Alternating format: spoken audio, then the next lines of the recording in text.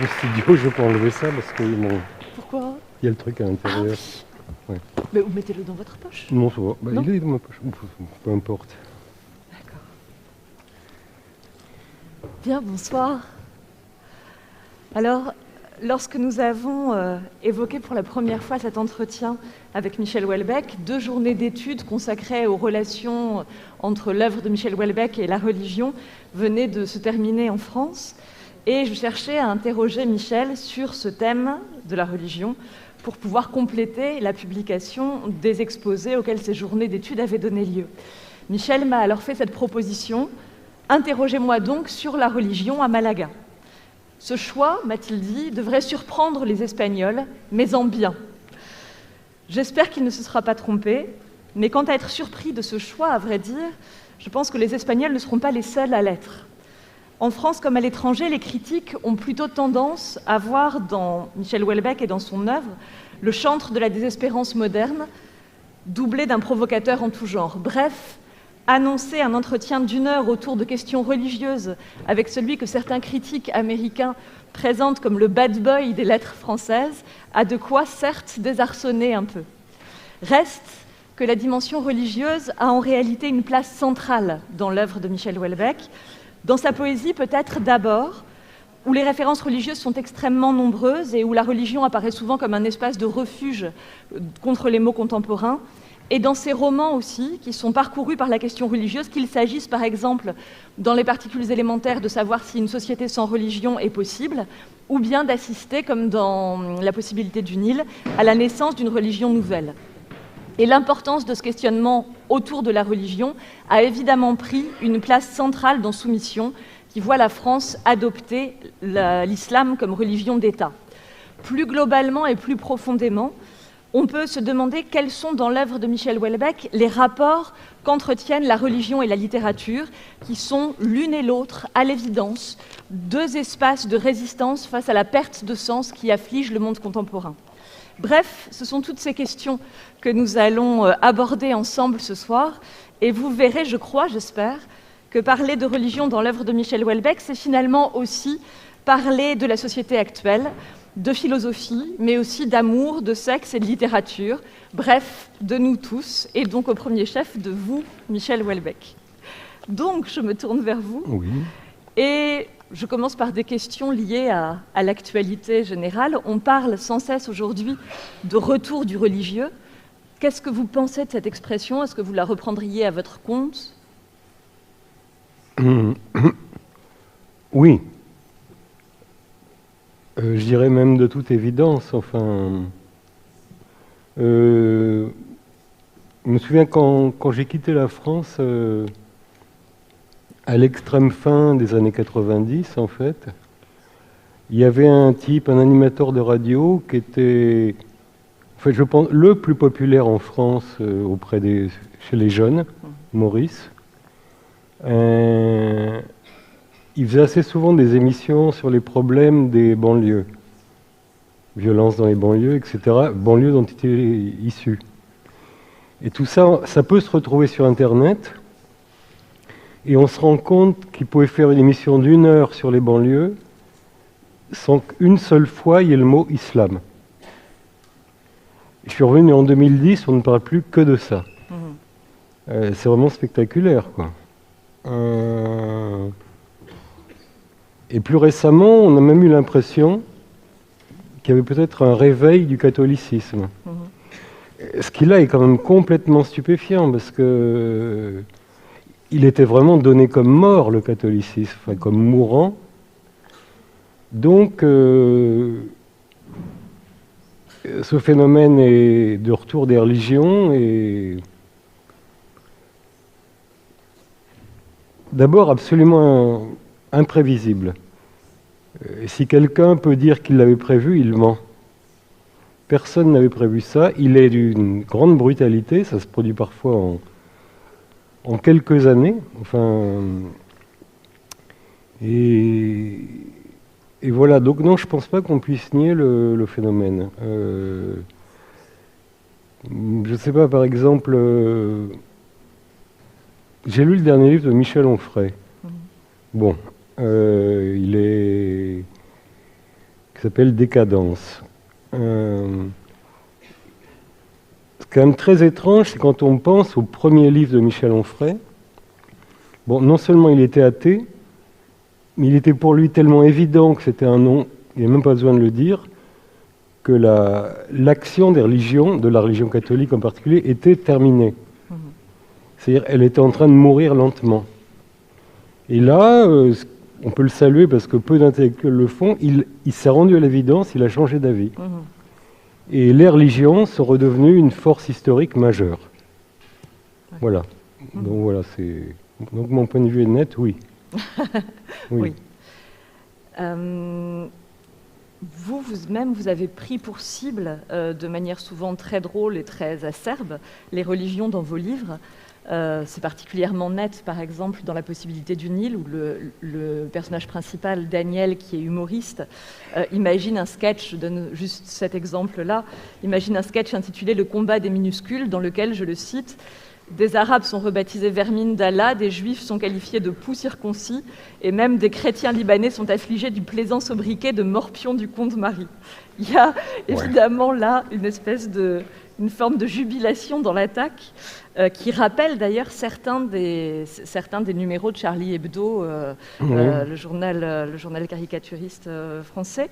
Est-ce que vous diriez qu'il y a, pour un écrivain, un plaisir particulier à attaquer les religions? C'est devenu un plaisir assez dangereux. Oui, mais oui. Donc ce qui est en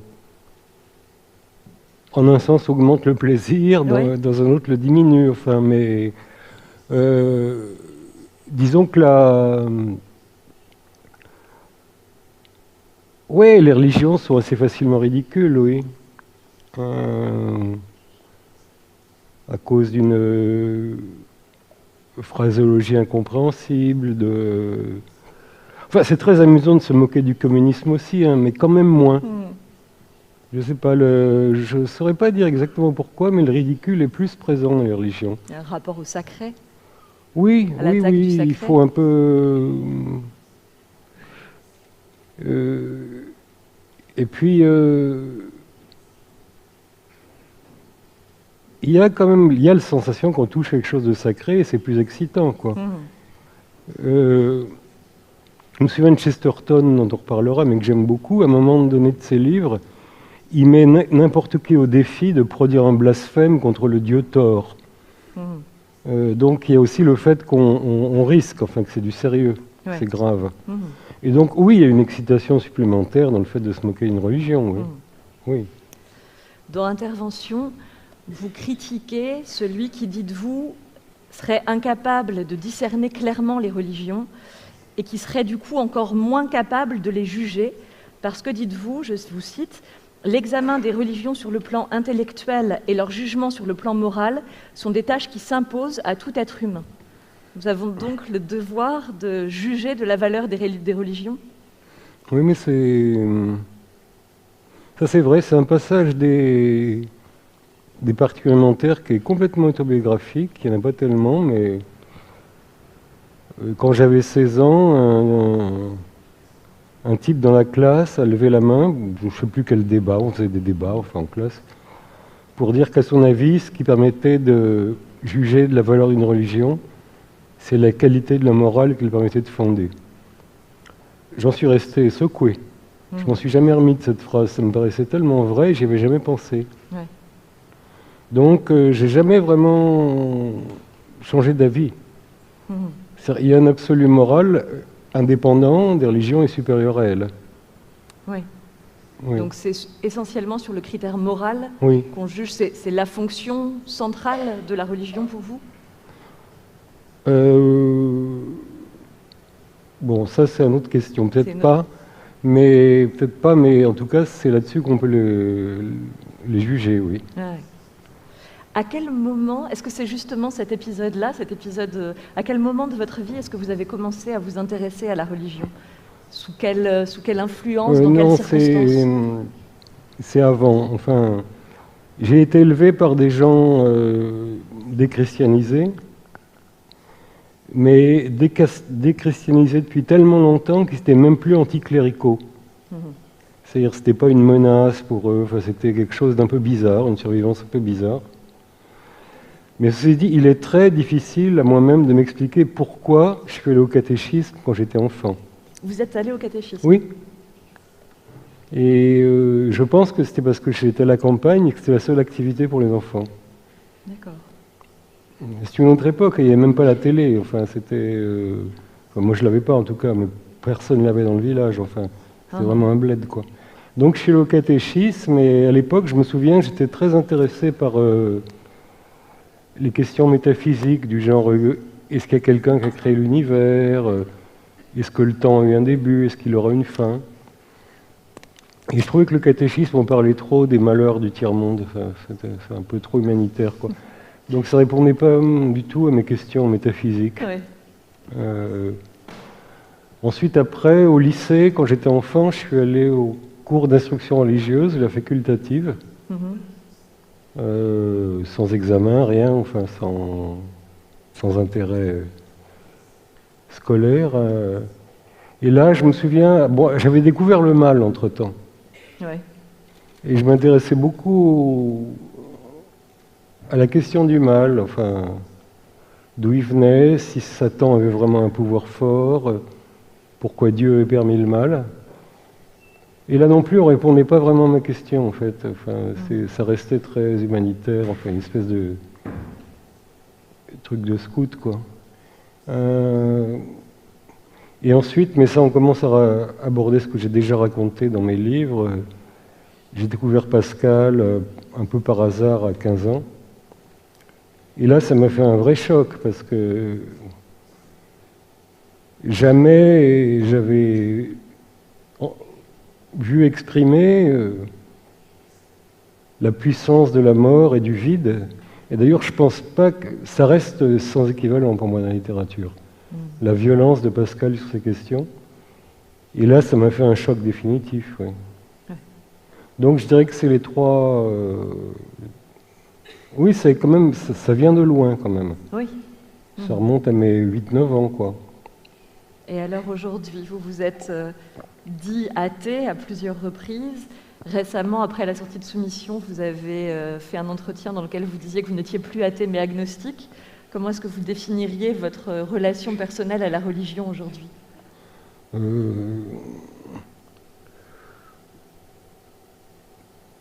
Elle a quand même un peu baissé parce que j'ai l'impression que c'est sans espoir, quoi. Je croirais jamais.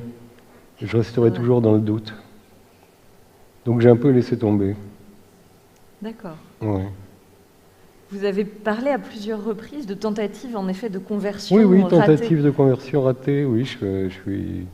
Et sur quel modèle est-ce que vous envisagiez la conversion? Plutôt la conversion par routine à la mode pascalienne, ou alors plutôt la conversion révélation sur le mode Saint Paul sur le chemin de Damas? Non, mais c'est une révélation, mais si vous voulez, chaque fois que je vais à la messe, je crois. Sincèrement et totalement, j'ai une révélation à chaque fois. Et que dès que je ressors, ça retombe, quoi. C'est la force du rituel. Il y a une descente. Ouais. C'est un peu comme la drogue, il y a une descente. Donc, et j'ai fini par me dire que j'étais comme ça, j'y pouvais rien. Ouais. Donc, je continue de temps en temps, que c'est vraiment à me faire des frissons de croyance, mais je sais que ça ne va pas durer. D'accord. D'accord. Donc c'est des crises de religion éphémères. Dans un entretien de 96 avec Sébastien Lapaque, vous avez affirmé que tout bonheur était d'essence religieuse. Et dans Ennemi public, bien plus tard, vous assimilez l'athéisme à un hiver définitif. Vous diriez la même chose aujourd'hui? Oui, je maintiens que tout bonheur est d'essence religieuse, oui. C'est-à-dire C'est-à-dire, c'est lié à la sensation de pas d'être relié au monde, de ne pas être un étranger dans un monde indifférent, quoi. Enfin, Pascal l'a mieux dit que moi. Je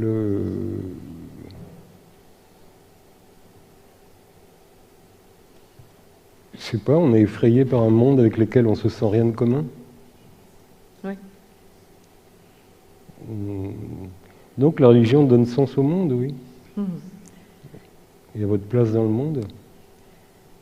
Et vous, malgré ce que vous avez dit justement sur ces affaires de conversion éternellement manquées, il y a beaucoup de critiques, notamment en France, enfin beaucoup, certains critiques, qui ont fait de vous un écrivain catholique. Est-ce qu'il vous est arrivé de vous penser, vous, parfois, comme un potentiel écrivain catholique?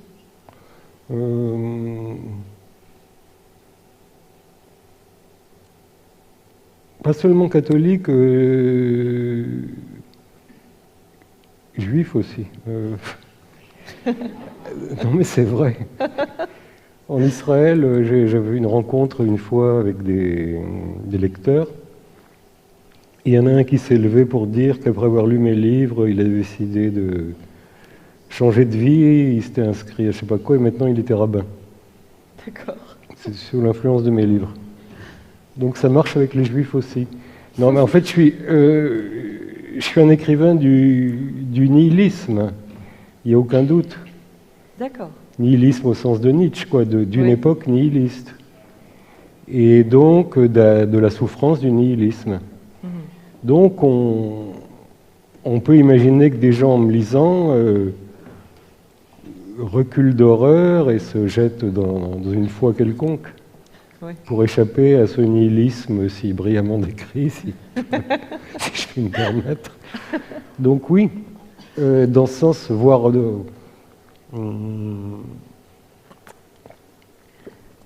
suis catholique dans le sens où je donne l'horreur du monde sans Dieu, quoi. Oui. Mhm. Mais uniquement dans ce sens-là, en fait. D'accord. Oui, dans un sens négatif et pas positif. Dans Soumission, vous avez dit que, au départ, quand vous avez commencé à écrire le livre, vous aviez pensé à raconter l'histoire d'une conversion au catholicisme, justement. Et puis, petit à petit, vous avez changé d'idée et vous avez travaillé dans une direction qui était celle de la conversion à l'islam.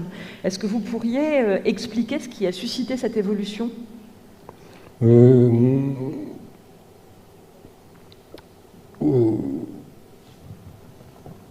Oui, c'est un échec personnel à me convertir, oui.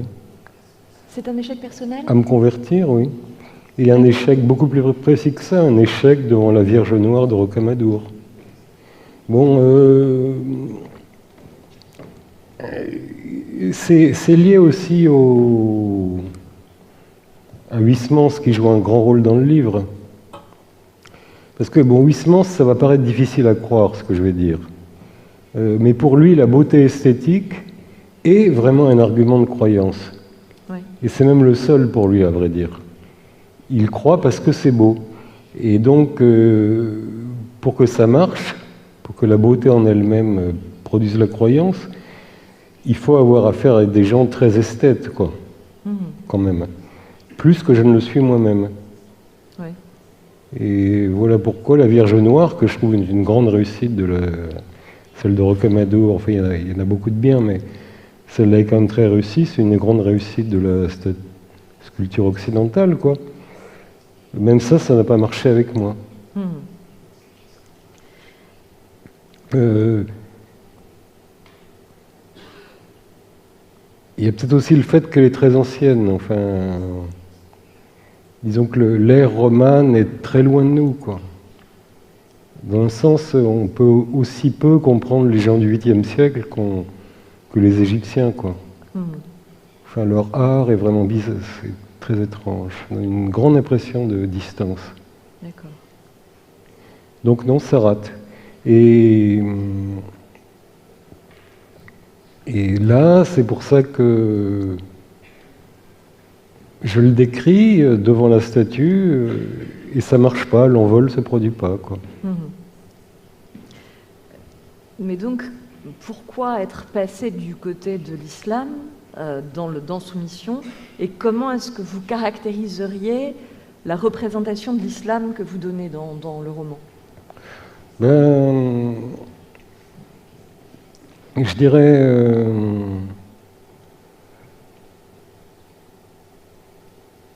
en fait, on ne peut pas dire qu'il y ait vraiment de représentation de l'islam. Ouais. C'est ça qui est terrible dans ce livre, parce que la plupart des personnages ne sont pas musulmans en réalité. C'est-à-dire ils sont musulmans parce que ça les arrange, quoi. Parce que c'est pratique et des avantages, ou bien parce que c'est pour des ambitions personnelles, quoi. Même le président musulman, sans que je puisse vraiment dire pourquoi, on ne le sent pas très pieux, cet homme. On le sent plutôt ambitieux, servant de l'islam, que musulman, quoi. Donc il n'y a pas vraiment de représentation de l'islam dans ce livre. Est-ce que vous diriez du coup que la dimension politique est essentielle pour vous à l'islam, que c'est ce qui fait sa spécificité?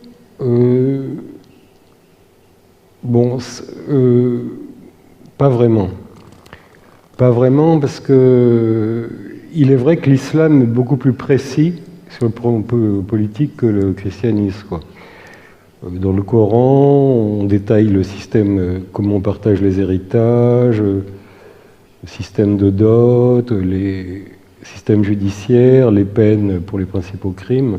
Enfin, tout est très détaillé, quoi, l'organisation sociale. Mais au fond, sur la plupart des questions politiques, c'est pas très difficile de trouver le point de vue chrétien, quoi. Oui. D'ailleurs, depuis peu en France, il y a un parti politique explicitement chrétien, qui se réclame du christianisme et qui a des points de vue originaux, à certains égards proches de la gauche, à d'autres proches de la droite. Mais il se présente vraiment comme un parti chrétien. Donc il y a une politique chrétienne aussi, quoi. C'est pas politiquement neutre, le christianisme. Même si c'est moins précisément spécifié que dans l'islam. On vous a régulièrement, en France, accusé d'islamophobie. Est-ce que vous avez envie de répondre à cette accusation? C'est que ça, c'est compliqué parce que je pense qu'en pratique, je suis à peu près aussi ambigu que mes personnages. Ceci dit, depuis que ça a commencé, je me sens obligé de défendre l'islamophobie, que je le sois ou non, en fait. Parce que ça fait partie des opinions qu'on doit avoir le droit d'exprimer. Et point final, en quelque sorte. On a le droit d'attaquer, d'insulter une religion, c'est un droit. Donc, ouais, malgré moi, je me sens obligé de défendre la liberté d'expression.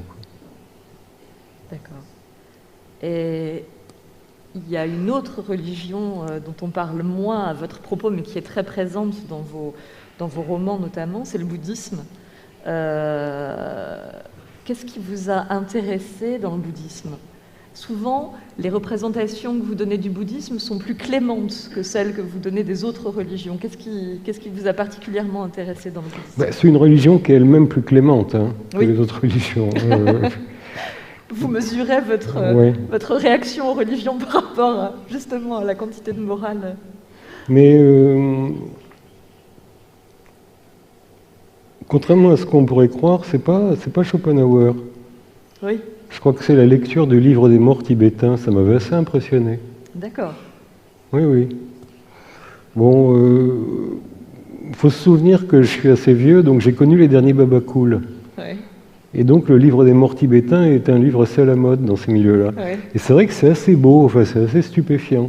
Les images sont d'une grande poésie, quoi. C'est très, très visuel, très baroque. Donc c'est d'un point de vue littéraire que vous êtes intéressé à cette religion-là. Oui. D'accord. Mais c'est vrai que j'ai dû avoir lu Schopenhauer peu de temps après. Oui, Schopenhauer vous y a mené aussi malgré tout. Ben oui, c'est un cas intéressant, Schopenhauer, parce que lui-même n'a pas connu le bouddhisme, en réalité. Il a lu des textes hindous, et il a essayé d'apprendre le sanskrit sur la fin de ses jours pour en avoir plus à sa disposition, parce qu'il y en avait assez peu à son époque. Il a interprété les textes hindous à la manière de Bouddha, en fait. Donc il a en quelque sorte refait, sur d'autres bases, le parcours qu'avait fait Bouddha. D'accord. Et Voilà, donc effectivement, Schopenhauer conduit au bouddhisme, assez naturellement. D'accord. Alors sur justement les influences diverses qui ont pu agir sur vous du point de vue des questions religieuses, j'aimerais bien vous citer quelques noms d'auteurs ou de philosophes que vous citez souvent à propos des questions liées à la religion, et puis que vous me disiez dans quel sens justement ils vous ont influencé. Alors, je commence par Saint Paul. Oui, alors Saint Paul m'a...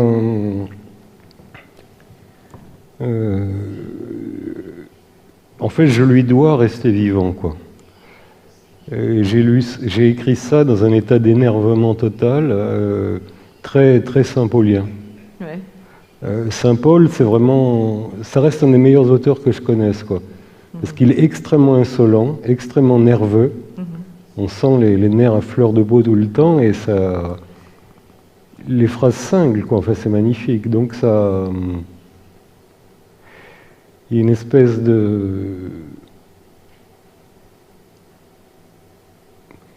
un mélange de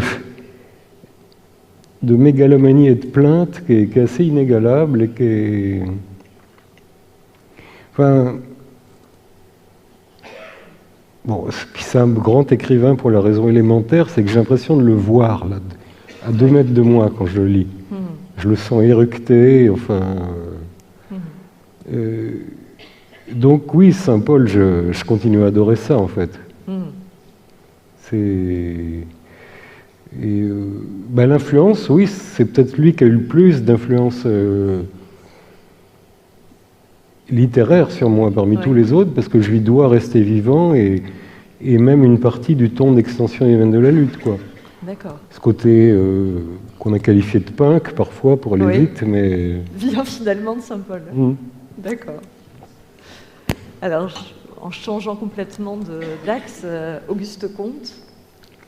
Alors là, c'est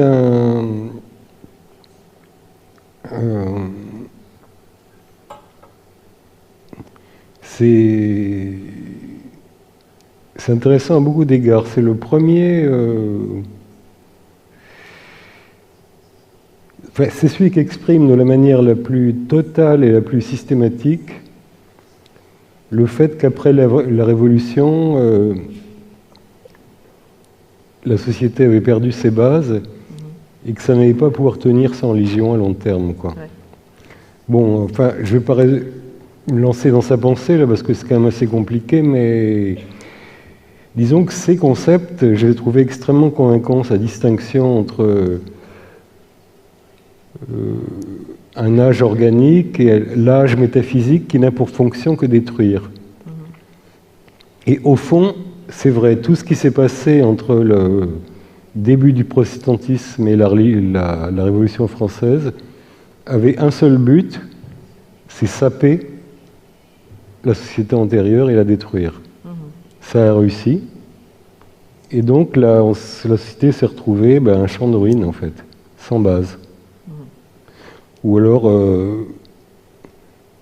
avec des bases quand même relativement insignifiantes, telles que le patriotisme, qui n'est quand même pas très sérieux, quoi. Enfin, donc ça, il l'exprime avec une force intellectuelle réelle. Enfin, c'est quelqu'un que j'admire, oui. Et alors, par ailleurs, il essaye de jeter les bases d'une religion future, compatible avec le progrès des sciences. Ce qui m'a là aussi fortement influencé, parce que c'est l'idée des particules élémentaires, en fait. C'est l'idée de fond des particules élémentaires.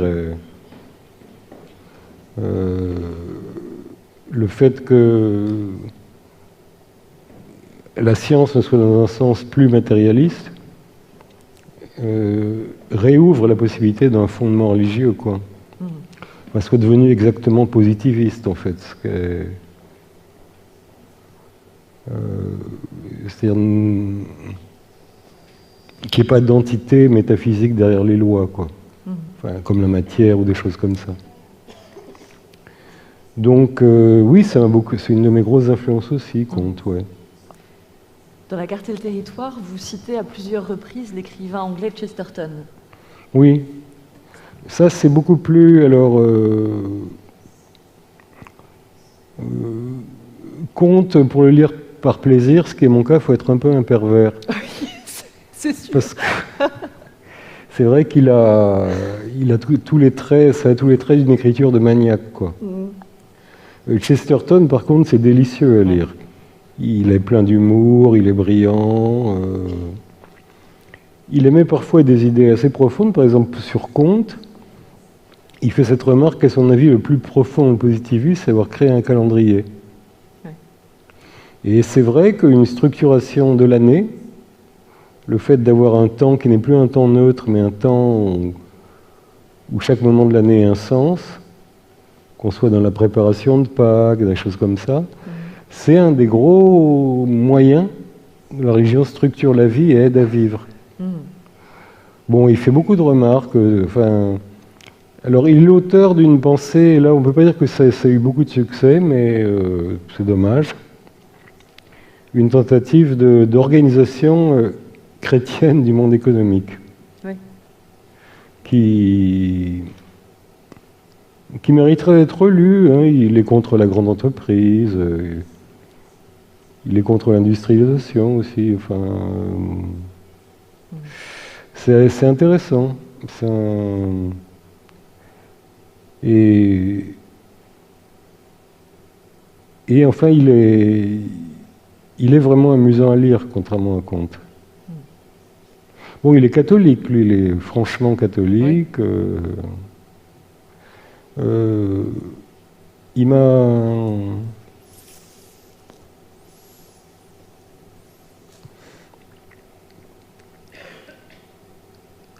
Il rend le catholicisme sympathique parce qu'il insiste beaucoup sur l'aspect religion de l'incarnation. Oui. C'est-à-dire qu'on a une chair et c'est plutôt une bonne chose, en fait. Nietzsche et Schopenhauer, ensemble ou cas par cas? Nietzsche...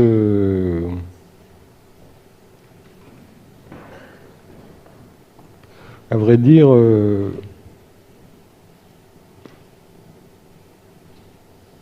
si on s'en tient au sujet,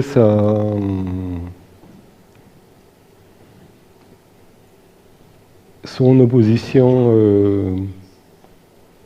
frontale au Christ n'a jamais été la mienne, quoi. Oui. C'est la base de votre opposition à Nietzsche ou... Non. Non. Non, parce que je n'ai jamais été très croyant non plus. Non, c'est son opposition à la morale et à la pitié. Bien sûr. Mais oui, Nietzsche, il rivalise avec le Christ, quoi. Il n'y a pas de... Enfin, il se veut un rival victorieux du Christ. Bon, c'est une folie qui est répandue en Occident. Hein. Mais disons que Dionysos, ça m'a jamais convaincu comme Dieu. Oui. Et ça me convainc toujours pas. Donc, bon,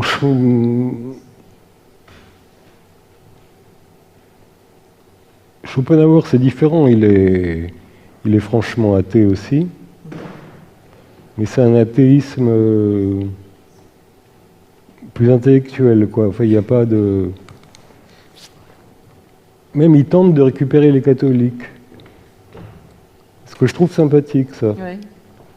Sur la fin, il fait des appels du pied aux catholiques, alors qu'il a insulté le monothéisme toute sa vie, oui, avec les termes les plus violents. Mais il s'est mis en tête sur la fin que le catholicisme n'était pas vraiment un monothéisme. Statut à part. Ce qui n'est pas entièrement faux. D'accord. Oui, oui. Oui, la Vierge, les saints... La Vierge, les saints, ça crée des divinités intermédiaires qui changent la donne. Enfin, il n'y a pas cette brutalité de la relation qui existe dans le judaïsme et dans le protestantisme, en fait.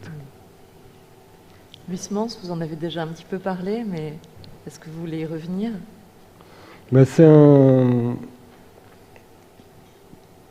C'est assez...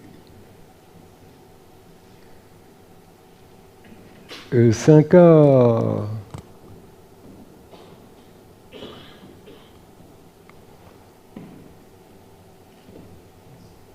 part le fait que je l'aime bien, c'est un cas un peu extrême, hein. C'est rare les gens esthètes à ce point. Ouais. Donc je pense pas que la voie de conversion de Huysmans puisse convenir à grand monde. Mais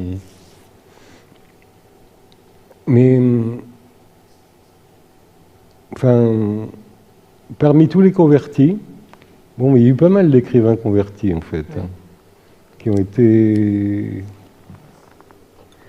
C'est certainement celui qui le raconte le mieux. Oui. Et déjà le plus, enfin c'est même presque long par moment. Il y a... Disons que j'ai lu ça... Enfin, c'est captivant, hein. Bon, ça n'a pas l'air comme quand je le raconte, mais... Moi, je me suis vraiment demandé si elle y allait ou non dans son monastère. Ouais. Donc, oui, c'est une sorte de... C'est thrilling. Savoir s'il va ou non se convertir. Est-ce qu'il y en a un dont je n'ai pas parlé et que vous voudriez évoquer? Ben, Chateaubriand, quand même, parce que Le génie du christianisme, c'est un livre étonnant. C'est un...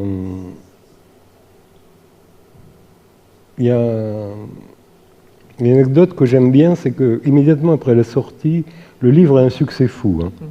D'emblée, gros succès. Et les femmes élégantes de Paris se disaient l'une à l'autre « Ah, mais c'est ça le christianisme, mais c'est délicieux !» Et donc, en fait, il a réussi à mettre le christianisme à la mode, quoi. Oui. Ce qui est quand même assez fort. Tour de force à l'époque, oui. Oui. Et sinon, le livre est très bon, son style marche à fond. Ouais. La description de la mort du chrétien comme le spectacle le plus majestueux qui puisse se voir sur Terre, enfin, ça vaut le détour. Son analyse, effectivement, de la Bible comparée à Homère, la même situation traitée par la Bible et traitée par Homère, c'est une grande finesse. Il est un peu moins bon sur l'architecture, ça n'intéresse pas trop, visiblement. Mais c'est un livre extraordinaire. De même, la description de l'épouse chrétienne, enfin ça... De temps en temps, on trouve qu'il y adhérait pleinement. Non, mais on trouve qu'il exagère un peu, quoi qu'il en fait trop, mais c'est tellement bon, les phrases sont tellement réussies qu'on lui pardonne un peu tout, quoi. Ouais. Alors justement, pour rester dans cette même période du début du XIXe siècle, au début du XIXe, les écrivains, et en particulier les poètes, se sont souvent définis comme des mages, comme des prophètes laïcs. Est-ce que, selon vous, la littérature doit assumer, par certains aspects, les mêmes fonctions qui étaient celles de la religion? Est-ce qu'elle peut être son analogue? C'est quand même surtout Hugo. Pas seulement, Lamartine un peu aussi. Ouais, Lamartine un peu, mais je crois qu'il se voyait moins prophète. Enfin, il n'avait pas l'impression que Shakespeare lui parlait. Enfin, il s'est vu comme guide politique, par contre. Oui. Ce qui est assez cocasse déjà, mais... Non, mais je suis moins mégalomane qu'eux. D'accord. Donc non, je ne me vois pas vraiment comme prophète laïque. Ouais. Chaque fois qu'on me dit que je suis prophète, C'est ça, beaucoup de critiques vous ont parlé de vous comme d'un éventuel prophète. Je dis que non, je signale le nombre de fois où je me suis trompé dans mes prophéties. Enfin, non, je la joue plutôt profil bas sur la prophétie. Sur la prophétie, d'accord. Vous avez dit, je vous cite, c'était encore un entretien, la poésie est proche du divin. Est-ce que vous diriez que la poésie entretient avec la parole religieuse des liens plus étroits que le genre romanesque, par exemple? Oui, certainement. Et elle a un point commun fort, c'est que la poésie, il n'y a pas de contradiction à la poésie, quoi. C'est un discours absolu. Enfin, il y a... Donc quand on... Enfin, ça a cette ambition-là, en tout cas, de poser des phrases sans négation. Oui. Et c'est lié pour vous à la parole oui. religieuse. Et aussi que la compréhension totale n'est pas forcément fondamentale. On peut ne pas totalement comprendre, aussi bien quand on écoute des paroles religieuses que de la poésie. Donc il y a un lien fort, oui. Il y a des textes d'ailleurs qui sont utilisés de manière religieuse, qui ont une réelle valeur poétique. Hein. Certains psaumes sont vraiment pas mal du tout. Oui, bien sûr. Oui. Donc non, il y a un vrai lien, oui. D'accord. Justement, dans votre l'anthologie de poèmes que vous avez fait paraître il y a quelques années, qui s'appelle Non réconciliés, la dernière partie est intitulée La grâce immobile, et elle se clôture sur un poème dont le premier vers est « Dans l'abrutissement qui nous tient lieu de grâce ». Comment est-ce que vous définiriez la place de la grâce dans votre littérature et peut-être dans votre poésie en particulier ?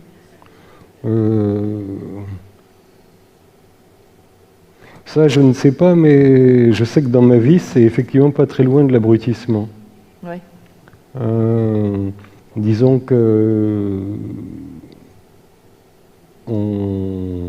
je pense trop, je suis trop anxieux, et pas tellement anxieux pour des choses pratiques, anxieux de manière générale en quelque sorte.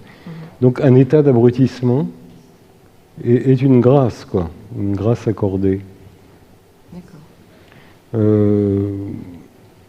Mais est-ce qu'il y a là quelque chose pour vous qui a trait au religieux ou plus du tout ?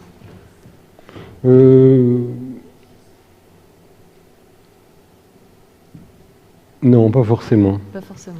Pas forcément parce que, par exemple, Schopenhauer l'envisage dans un cadre pas du tout religieux. La seule voie, enfin une des seules voies pour Schopenhauer est la contemplation. C'est-à-dire la contemplation, c'est le fait de s'abîmer dans l'objet sans former aucune pensée consciente, quoi. Oui. En fait, de ce point de vue-là, il est franchement très proche des méthodes bouddhistes. Hein. Oui. Et donc non, c'est une forme de grâce parce qu'on échappe au monde et la contemplation est heureuse. Oui. Mais il n'y a aucune pensée de Dieu derrière, quoi. D'accord. Oui. D'accord. Bah, disons que oui, alors c'est un rapport avec la religion, mais pas du tout avec la religion occidentale. Oui. Oui. D'accord. Je cite un passage de Plateforme qui est typique de vous. À quoi comparer Dieu se demande le narrateur, et il répond d'abord évidemment à la chatte des femmes. Vous avez très fréquemment associé dans votre œuvre sexe et religion. Pourquoi ? C'est pas provocation. Non. C'est un point de vue masculin, mais c'est pas une provocation. Il faut le prendre sérieusement, c'est-à-dire qu'il faut se souvenir que les plus anciennes représentations vénérées par telle ou telle peuplade primitive sont des organes sexuels masculins et féminins. Oui. Et même si c'est très vieux, je ne pense pas que le fait que l'humanité évolue efface les états antérieurs. Ils restent là, sous-jacents. Ils sont recouverts par plein de couches superposées de civilisation, mais ils restent potentiellement actifs. Donc non, faut vraiment le prendre au sérieux. Oui. Oui. Dans la sphère romanesque, est-ce que vous diriez que d'extension à soumission, il y a une forme d'évolution par rapport à de votre œuvre par rapport à la préoccupation religieuse ? Il y a beaucoup de...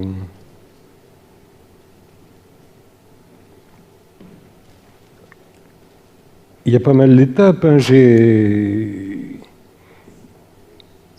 Il y a quand même deux de mes romans qui sont marqués par l'idée à la base consciente qu'une nouvelle religion est nécessaire, une nouvelle religion compatible avec l'état des sciences, quoi. Oui.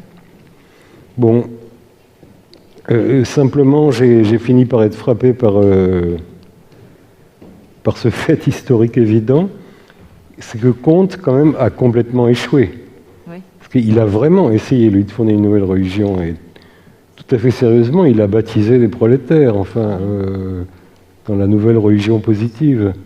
Et ça a été un échec complet. Donc, j'en suis venu, ce qui forme la matière première de l'histoire de soumission, c'est que loin d'être une nouvelle religion qui se forme, ça peut très bien être une ancienne qui se réveille, quoi. Oui. Mais... Est-ce que la veine science-fictionnelle dans vos romans est liée pour vous à un questionnement religieux?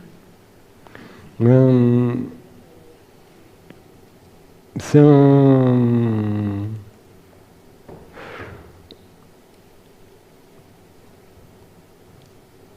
Oui, je pense que c'est une de mes influences en réalité. Oui. C'est-à-dire que dans la... Mais bon, il faut déjà être un grand lecteur de science-fiction pour la repérer. Oui. Parce que dans les science-fiction, l'avenir des religions est plutôt un thème traité par peu de gens. Mais traité quand même. Oui. Qui essayent d'envisager des religions du futur, enfin, qui sont des scénarios basés sur une base religieuse, ça existe dans la science-fiction. Et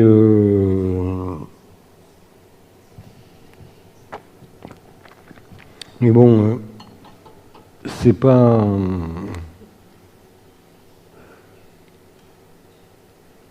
Je sais pas, la Ferti fait ça, enfin bon, on va pas parler de ça parce que c'est des gens que personne connaît, mais...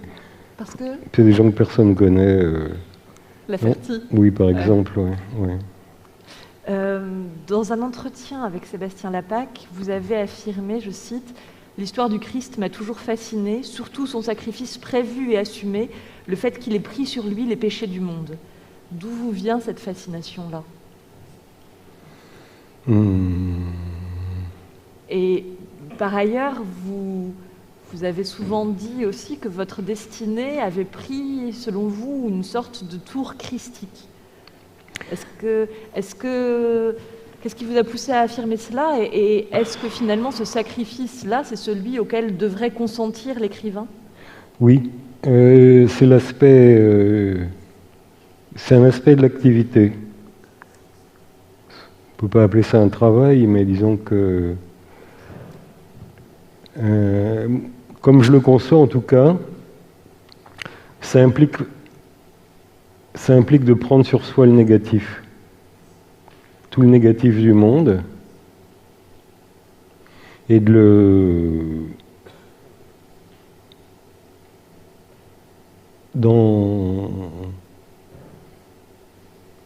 donner une peinture, de telle sorte que le lecteur puisse être soulagé en ayant vu exprimer le négatif du monde, parce que l'auteur a pris sur lui de l'exprimer, évidemment a pris le risque d'être assimilé à la part négative du monde, quoi. Oui.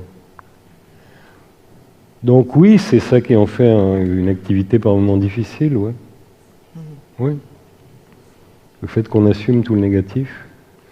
Et effectivement, ça a un rapport avec le Christ prenant sur lui les péchés de l'humanité, oui. Il y a une ressemblance. D'accord. Bien.